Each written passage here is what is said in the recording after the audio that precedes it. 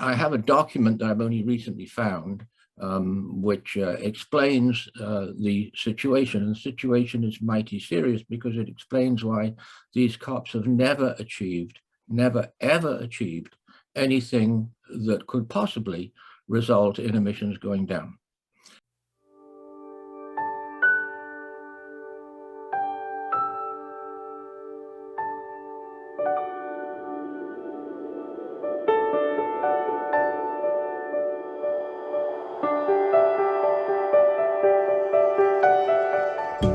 Hello, everybody. Welcome to the Climate Emergency Forum. So in today's session, Peter, Carter, and myself, Paul Beckwith, are going to discuss some of our forward-looking thoughts on COP27. So COP27 is occurring in Egypt from November 7th to November 18th, 2022. It's in a city on the southern tip of the Sinai Peninsula called Sharm El-Sheikh. And the Climate Emergency Forum, including myself and others, we're already starting to think forward and plan about this COP. We'd like to have a presence at this COP, and we'd like to do basically the same things that we did in Glasgow. The idea of press conferences, daily press conferences, or at least once every other day, on the most vital topics of abrupt climate system change, and also talk about ideas for what can we do about it, policy, how it's affecting people, et cetera, et cetera. So we're planning on doing that, and but we'd like to do more, of course. You can always do more. We'd like to do more. We'd like to get involved in more meetings with policymakers, with leaders of different countries, and also figure out how to amplify our voice even more. So I'd like to get Dr. Peter Carter with the Emergency Climate Institute, as well as Climate Emergency Forum, of course, get some ideas on how the COP process works and how we can be more effective as a group at COP. So. Thanks, Paul. Yeah, it's these COPs are getting a greater challenge as each years go by, really.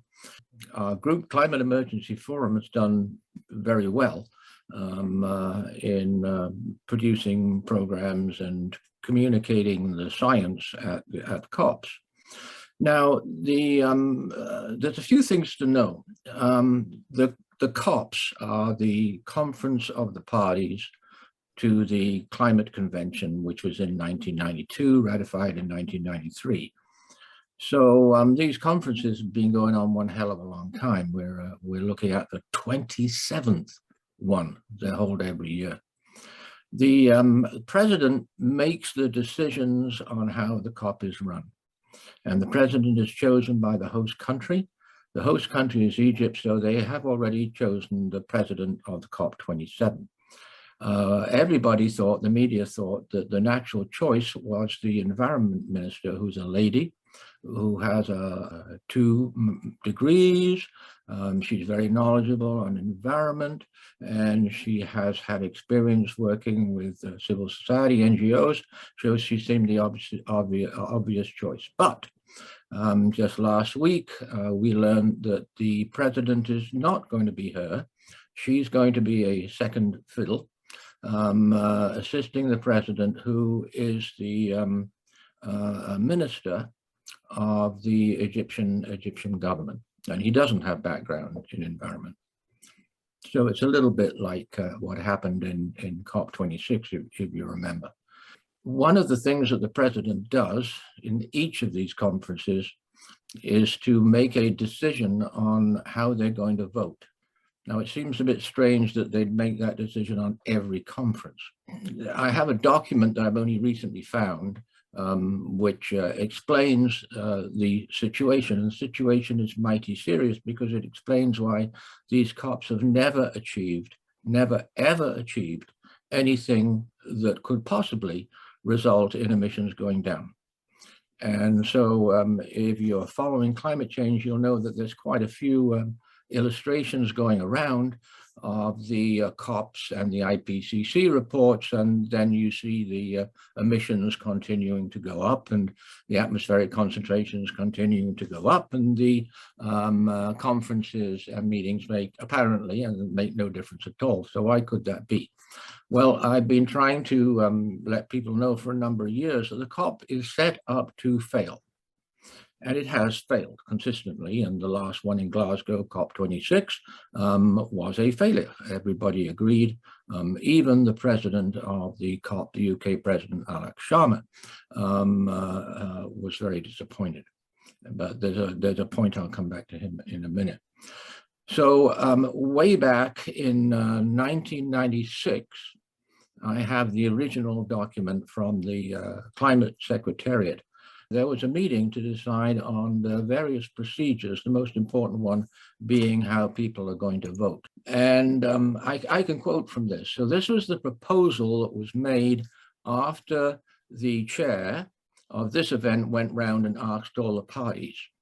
And this is how the COPs actually proceed.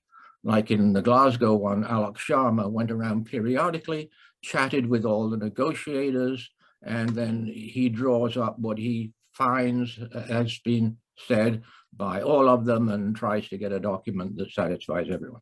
This document is 1996, and it says that the parties shall make every effort to reach an agreement on all matters of substance by consensus. But if all efforts to reach consensus have been exhausted and no agreement has been reached, the decision shall, as a last resort, be taken by a 2/3 majority vote of the parties. All of these, the rule of the General Assembly of the United Nations is that important matters will be decided by a 2/3 vote. So somehow this 1996 document has been completely forgotten about. And what happens is that every president makes a decision. They call it ad hoc decision, but the decision is always the same. The decision is always that we interpret consensus meaning a 100% unanimous vote. So that's the important bit that I see. I guess every COP is successful then, right, Peter? It successfully fails. Yeah, it is, because I mean, a lot of people. It's designed to fail, and every COP so far has successfully failed. So, you know, there is a beneficiary. There is a beneficiary of the fact that the COPs never do anything, never make a agreement to do anything that could reduce fossil fuel production, fossil fuel emission. The beneficiary is the fossil fuel industry. Nobody else benefits. So do you think that the fossil fuel companies have more power than governments? Absolutely. So, you know, I feel that way myself. I mean, I look at the lobbyists for, say, the federal government.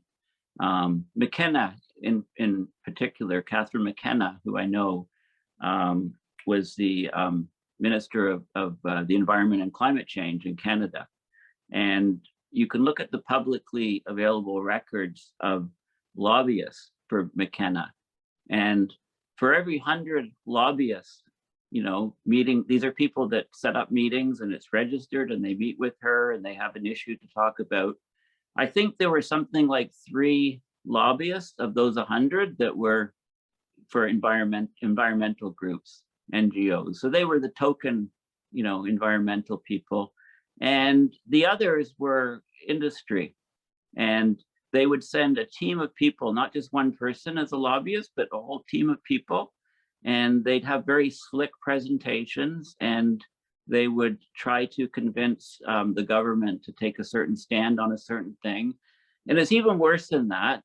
They'd often bring reports, and they'd actually write policy for the government.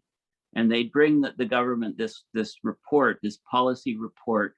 And some of these reports went basically unmodified, unchanged into bills as government policy. I mean, that's how bad it is. Like, it's just, you know, I'd always say, you know, follow the money. And like we have a very asymmetric system. It's extremely asymmetric because the people with the money and the groups with the money and the power wield tremendous influence over governments. And McKenna goes in, with good intentions. She wanted to make change. Since she's left the government, right, she didn't run again. And since she's left, she's working with women's groups and with educational groups to try to get more awareness on the dangers from climate change. So she's trying to do that after she left the government because she felt that she could make more of a difference outside the government. I find that a bit hard to believe, but that could actually be the case. I mean, if you're inside the government, surely you can have some power. You have the ear of other ministers, of cabinet ministers, of MPs, and you can try to make, it's a long haul and it's very difficult, but surely you have a bit more power to address, to let people know how serious abrupt climate change is, and to have a voice which the media picks up on every time you speak, right? How can you have less power in the government? But anyway, that's how she felt. She left, and she felt she can do more outside of government. So this is just in one example. This is within Canada, something I know more about. But it seems to me that I mean, we're not a democracy if this is the case, right? We're just what do you call it, an oligarchy or something? You have certain very, very powerful countries running the show. And it seems that they have dominated any negotiations on climate. They're all there in the thick of things. I mean, I think of the Poland conference, COP in Katowice, and they had coal is very powerful in Poland, and the coal people had entire displays of the processing of coal and how we're trying to make clean coal, et cetera, et cetera. Like, it's just absurd to me. And you probably heard that if you take the number of countries, the number of delegates from individual countries at any given COP, the fossil fuel industry has the most delegates, the most people. If they were a country, they would completely dominate COP. So the whole system is really, really broken. And as you say, it's designed to fail. So what we're trying to do at COP is, we try to bring up all of the important issues about climate change, how quickly it's changing, and the people that, how we're all at grave risk, whether it be the global food supply or fresh water or, extreme weather events. It's, we have to try to figure out how we can get more leverage with what we say, right? I think we're saying, many good things, many important things, but it's the trick is to try to figure out how to, get this knowledge and information to some of the more of the policymakers at the COP, because COP is like any other big conference with huge numbers of people. It's quite hectic and confusing when you're there. Like everybody's got way too many things to do, way too many meetings to go to, etc. So I don't know. So what can we do, Peter? We need to do what you've described, which we're carrying on doing, but we really do have to get, I'm afraid the only word is aggressive. We have to get more aggressive about saying what these rapidly increasing extreme weather events, for example, means, to say what the acceleration of ocean acidification and ocean heating and ocean deoxygenation means. What do the increased fires mean? What do the increased and spreading droughts mean? Well, they all mean the same thing, which is what nobody is saying, not even the scientists. We are headed for a biosphere collapse. We are headed for, yes, an uninhabitable planet, a planet with a climate which will not support agriculture, which will not support most of the species. We're in the sixth mass extinction. The sixth mass extinction is accelerating, and climate change was projected back in 2007 to increase that acceleration of species. And that paper long ago said that by 2050, climate change would be the main driver of the loss of life on the planet. And the loss of life on the planet is collapsing today. Life is disappearing literally all around us. It's evident for all to see. So these governments, for example, who are continuing to subsidize the fossil fuel industry, the governments who managed to quash a phrase that El-Sheikh had in the Glasgow COP, and they managed to quash the phrase that he had in on the coal production. And they quashed that because obviously they mean to continue increasing coal production, and they are. China is again building one large coal plant every week, every single week. And the subsidies last year in 2021 are going to be the highest subsidies ever. So we are in a battle, and we're battling against our own governments who are determined that we will stay on fossil fuels, which is the end of the world. There's absolutely no future if we stay burning fossil fuels. We only have a future if we start burning fossil fuels and, of course, replace them with the obvious best energy, which is all the fabulous renewable energy. One other thing, the important parts of the COPs don't get publicized. The single most important part of COP25 was when the chair of the IPCC, Dr. Hoesung Lee, made an opening statement in which he said if we were going to limit to 1.5 degrees C, global emissions had to come down immediately. No coverage of that, wasn't reported at all. Then in Glasgow, he made an even stronger statement on the opening plenary. He said that if we don't put our emissions today into immediate rapid decline, unquote, we wouldn't be able to limit to 2 degrees C. Where was the media on this? I mean, really, yeah.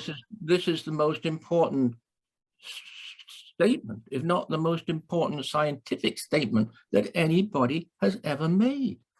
Because he's saying, and by God, he's the head of the IPCC, he's an economist, no less. He's saying that if we want to have a future, if we want our children to have a planet worth living on, emissions had to have been declining actually 2 years ago. So it's time to use some strong words and call people out and say what this means. They won't like it, but I think we've got to do that at the COPs. Yes, I mean, the COP is where, you know, the countries all gather and there's lots of, you know, important people there. And, you know, but I mean, is this, they have meetings before the COP, like there's a meeting halfway through the year in Bonn. I mean, is that maybe a place where a group like ours could maybe achieve more traction? I think it is, because, you know, these are called the pre-COPs, and the negotiations go along with those COPs. So they're having conferences regularly in Bonn, which is the center for, they have a big climate center there. And that's where the negotiations happen. So by the time they've got to the big conference, it's pretty well all been decided. I should point out another thing that came up recently, which is most important. The day before yesterday, El-Sheikh, the chair of the Glasgow COP, made a statement pleading for the governments who made these huge promises in the first week of the Glasgow COP. You know, they all came in and they left after a week, and they made these promises. We'll give these people money. We'll invest in this. You know, they sounded great. But El-Sheikh is pleading for them to act on those promises. Clearly, they have not acted, and clearly, again, they are not going to. It's regular for G20 and G8 to make great promises that they never, ever keep. Have they ever had a COP where they've actually used the 2/3 majority, gone to that stage? Or is it always? Well, they have in a sense. They have in a sense. Kyoto used 2/3. That was the protocol. That was the protocol which is legally binding. And they have used it in the COPs, it's a great question, for a decision, and I can't remember the details, but it was a decision on financing of one of their sort of agencies. So they have actually used the 2/3 at least once that I can remember. Right. And I mean, obviously, I mean, if you say that it's got to be unanimous, right, you're never going to have an agreement. Or it's going to be watered down so much. When you know that you've got Saudi Arabia and Russia and Kuwait and the United Arab Emirates at least determined that there will not be an agreement which will upset their business in digging up more fossil fuels and having us burn more fossil fuels. So the whole thing, when you look at it, is criminally insane, right? The whole situation which we're in. What we're seeing happen to the planet is an unprecedented evil. We're seeing the planet killed before our very eyes. Yes, and also the reports, the Intergovernmental Panel on Climate Change, Working Group 1, 2, 3, and you've been heavily involved as a in that process. I mean, the idea that they vote to allow the word, the phrase fossil fuels in the report or not, or they vote about commas, or they spend these huge meetings and they're nitpicking about the details, and yet they really can water it down and water it down. I mean, that's part of the whole process, right? It is, Paul. That's an important, very important observation. The whole thing actually is set up to fail, because you've got to have every one of the scientists agree, every one. And then you've got to have every one of the scientists and the policymakers. I don't know how many people realize that the governments are sitting on the panel that decides what's going to be in the scientific assessment. The scientific reports. Yeah. So they all have to agree, right? And so also obviously the result is going to be what people call the lowest common denominator. The lowest common denominator. And also there's a timing issue, like very important papers on, I mean, the climate is changing so quickly. That's why we call it abrupt climate system change. It is, yeah. And, papers can come out, they're using, papers have to be published, and then they have to be in the literature generally for a year or so. And, I mean, the scientists doing the measurements and report might take a year, and then a year to write the paper, and then a year or two in the literature, and then it can go in the report. So a lot of the stuff is dated by 3 or 4 years by the time the report comes out. And the report's just huge and cumbersome. It's hard for anybody to go through it and pick out the most important things. So this is all part of the process, right?